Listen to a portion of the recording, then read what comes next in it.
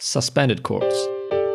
They might seem sus, but they can seriously spice up your songwriting. They're powerful because they're neither major nor minor, so instead of sounding happy or sad, they sound open, neutral, and kind of unresolved. Let's break them down quickly. A normal major chord is root, third, and fifth, and a minor chord is root, flat, third, and fifth. A sus4 chord replaces the third with the fourth, and a sus2 chord replaces the third with the second. So as you can see, sus chords naming is pretty self-explanatory. And here is the key idea. The second and the fourth are the same in both major and minor scales. So when you remove the third, the note that defines major or minor, the chord becomes neither. If you happen to see just sus, that usually means the sus4 chord because it's the more common of those two. One of the most common uses is on the fifth chord in a key. You play 5 sus4 first and then resolve it to the normal 5 chord before going back to 1. That tiny move makes the resolution feel much stronger. You can hear this in Freebird by Leonard Skinner.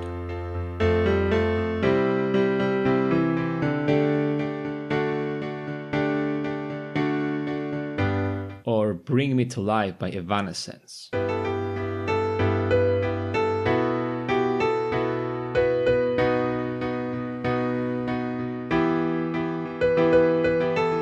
It works so well because in sus4 we have this fourth that creates a strong pull to be resolved to a regular major or minor triad. Sus2 is a little bit different because it doesn't push anywhere that much. It just sits there and can sound beautiful on its own. So it's often simply used as an interesting chord in a progression. But one of its interesting use cases is in the intro, so the listener doesn't even know yet if this song is major or minor, creating this ambiguous feel, and you can hear it in Don't Dream It's Over by Crowded House.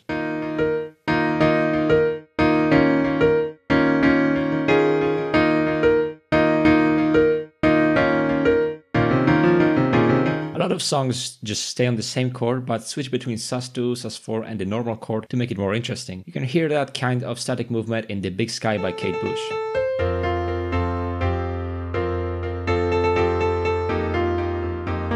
There's more to sus chords, but that's really all we can cover in 100 seconds. Let me know what other uses of sus chords you find interesting in the comments, subscribe for more, and I see you in the next video.